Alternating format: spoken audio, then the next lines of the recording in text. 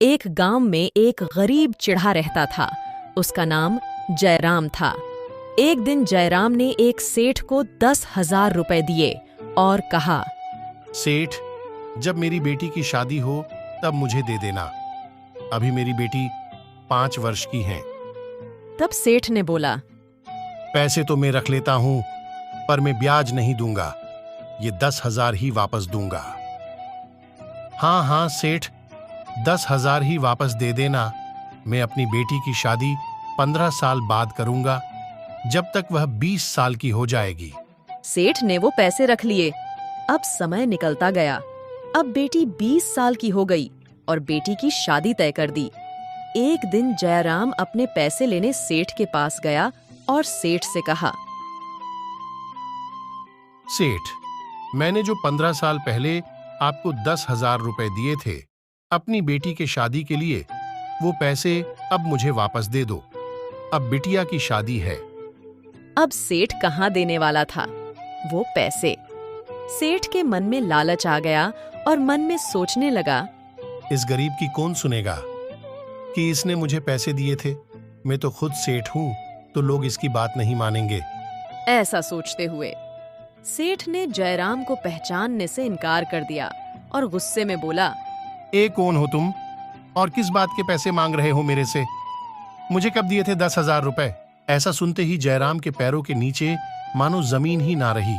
जयराम घबरा गया और बोला, ऐसा न करो मालिक, मैंने आपको अपनी बिटिया की शादी के लिए दिए थे वो पैसे। आप पैसे नहीं दोगे तो मेरी बिटिया की शादी कैसे होगी? सेठ ने बेचारे जयराम की एक न सुनी और उसे मार पीट कर भगा दिया। जयराम बेचारा दुखी मन से सोचने लगा, पैसे नहीं होंगे तो बिटिया की शादी कैसे होगी? जयराम ने 5 लोगों को इकट्ठा किया।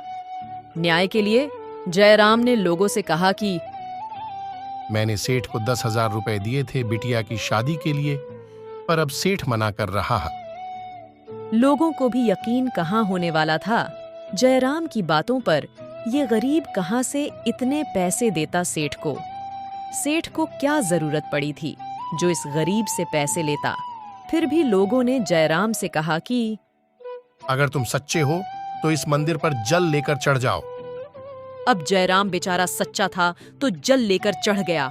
मंदिर में वहीं पर जयराम का परिवार भी था। अचानक से उसका बेटा मर गया। अब पूरे गांव में ये खबर फैल गई कि जयराम तो झूठा है, इसलिए उसका बेटा मर गया। अब गांव में उसकी बहुत बेइज्जती हो गई। जयराम बेचारा रो रो कर पागल हो गया। एक तो उसका बेटा मर गया, ऊपर से बिटिया की शादी और गांव में भी बेइज्जती हो गई। अब जयराम ने ये गांव छोड़ देने का निर्णय लिया और अपने परिवार के साथ चला गया। और रास्ते में 4 जने मिल गए, सतयुग, द्वापर, त्रेता और कलयुग। तो सतयुग बोलता है जयराम से, क्या हुआ भाई, क्यों रो रहे हो? जयराम ने बताया उसके साथ जो अन्याय हुआ है। मैंने एक सेठ को 10,000 रुपए दिए थे बिटिया की शादी के लिए, और सेठ ने मना कर दिया कि मैं तुम्हें नहीं जानता।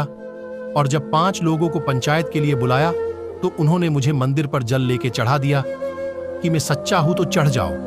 मैं सच्चा था इसीलिए चढ़ गया, और तभी मेरा बेटा मर गया। गांव में मेरी बेइज्जती हो गई। मैं सच्चा था, पर मेरे साथ अन्याय हुआ है। सतयुग ने कहा, देख भाई, मेरे बस की बात नहीं है। आगे द्वापर आएगा, उससे कहना।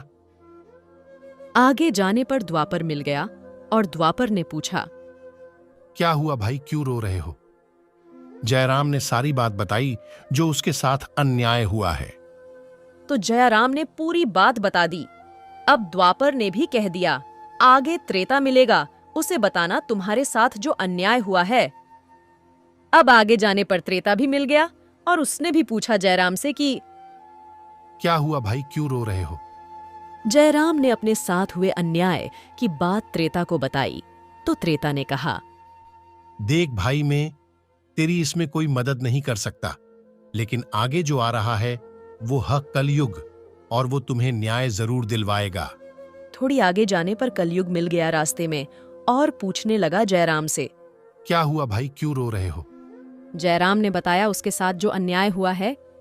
मैंने एक सेठ को 10,000 रुपए दिए थे बिटिया की शादी के लिए, और सेठ ने मना कर दिया कि मैं तुम्हें नहीं जानता। और जब 5 लोगों को पंचायत के लिए बुलाया तो उन्होंने मुझे मंदिर पर जल लेके चढ़ा दिया कि मैं सच्चा हूं तो चढ़ जाओ। मैं सच्चा था, इसीलिए चढ़ गया, और तभी मेरा बेटा मर गया। गांव में मेरी बेइज्जती हो गई। मैं सच्चा था, पर मेरे साथ अन्याय हुआ है। कलयुग ने जयराम से कहा, तुमने 10,000 गलत मांग लिए, तुम्हें 10 लाख रुपए मांगने चाहिए थे। अब तुम जाकर गांव में दोबारा पंचायत बुलाओ और अपने बेटे को लेकर मंदिर में चढ़ जाओ और गांव वालों को बोलो, मैंने 10,000 नहीं 10 लाख रुपए दिए थे, मैं भूल गया था, इसलिए मेरा बेटा मर गया था, पर अब याद आ गया, इसलिए अपने बेटे को लेकर दोबारा मंदिर में चढ़ गया। तुम्हारा बेटा जीवित हो जाएगा, मैं करूंगा तुम्हारे साथ न्याय। अब जयराम गांव वापस आ गया और पंचायत बुलाई और गांव वालों से कहा कि मैंने सेठ को 10,000 नहीं 10 लाख दिए थे और मैं भूल गया था, इसलिए मेरा बेटा मर गया था, पर अब याद आ गया, मैं अपने बेटे को लेकर मंदिर में चढ़ जाऊंगा। अगर मैं सच्चा हूं तो मेरा बेटा जीवित होगा। ऐसा कहकर जयराम मंदिर में चढ़ गया और उसका बेटा जीवित हो गया। अब सेठ घबरा गया और कहने लगा, मैंने तो 10,000 ही लिए थे, 10 लाख नहीं, मैं 10,000 का ब्याज दे दूंगा, पर मेरे पास 10 लाख नहीं है। गांव वालों ने सेठ की एक ना सुनी और सेठ की बेइज्जती करने लगे। सब थू थू करने लगे और उसे मार मार कर गांव से निकाल दिया। कलयुग ने जयराम को कैसे न्याय दिलवाया? कलयुग की मार जब पड़ती है ना, तब सेठ तो क्या, सब सीधे होते हैं, इसलिए कहते, न जैसा कर्म करोगे वैसा भरोगे। इसी के साथ में मैं पूजा आपसे विदा लेती हूँ। मिलते ऐसी ही एक और नई कहानी के साथ। और आपको हमारी कहानी कैसी लगी कमेंट बॉक्स में जरूर बताएं।